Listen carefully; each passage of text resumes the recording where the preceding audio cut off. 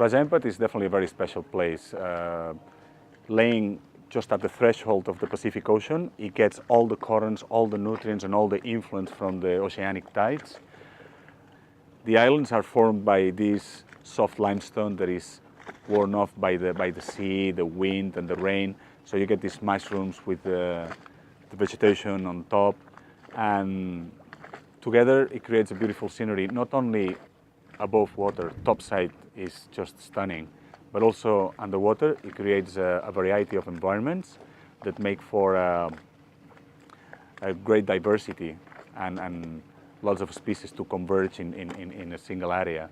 The scientists have been studying this part of the archipelago for several years now, and they keep finding new species. They keep making accounts of the amount of species found in one single dive.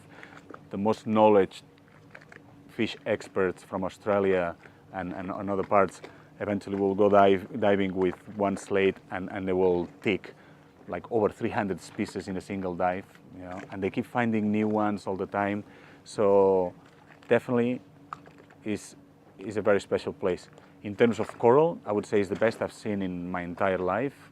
Definitely the best in Indonesia. When I started operating here, the first thing called my attention was the amount of coral, the healthy soft corals, you know, Alcyonarian, pastel colors, massive fans growing on the first couple of meters of water, pygmy seahorse everywhere, schools of fish, and silvery fish, which is usually not so common in other areas because they've been fished out. Here they're all over the place. You get schools of barracudas, jacks, trevallies, everything. I was missing a little bit like the larger fish, like the big groupers, sharks, mantas, rays, and all that. And it didn't seem to be very productive in terms of muck diving also for critter diving and macro subjects and all that. It wasn't that interesting. Over the course of the years, we've been finding places that provided both. I've been guiding diving charters in Raja Ampat for several years aboard the Ondina, and it's been a lot of fun. I've logged over 1,000 dives in the area here. I have compiled an extensive archive of underwater photography, and I've been publishing some stories on the diving magazines in Spain. And there's a point that I realized that I have all the information to compile a nice book of the area. I've got the maps. All the briefings that I've been using throughout these years with the guests. I made these nice 3D maps.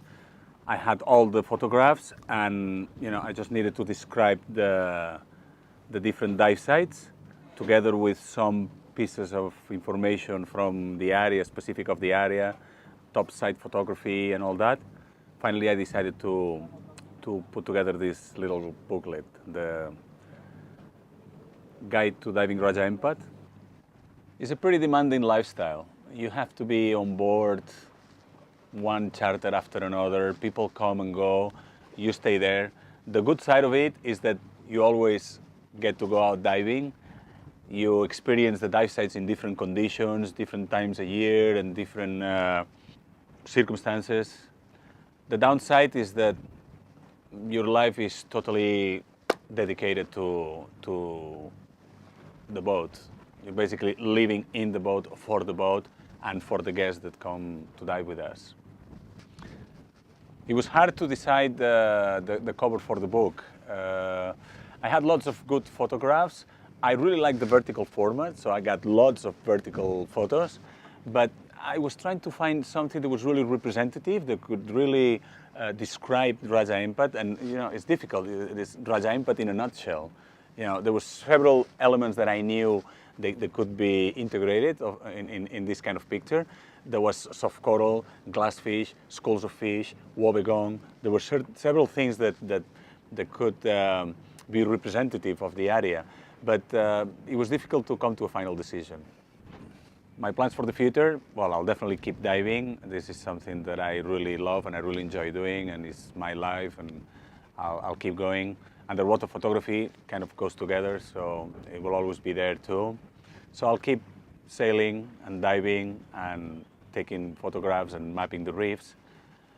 I have to say that the experience of doing this documentary with the Aquacamp people has been very interesting. It was new to me. I never had any intentions to go in that direction, but it looks like the universe is sending that call, and I have to say that I enjoyed it. So I'm really looking forward to future projects with them.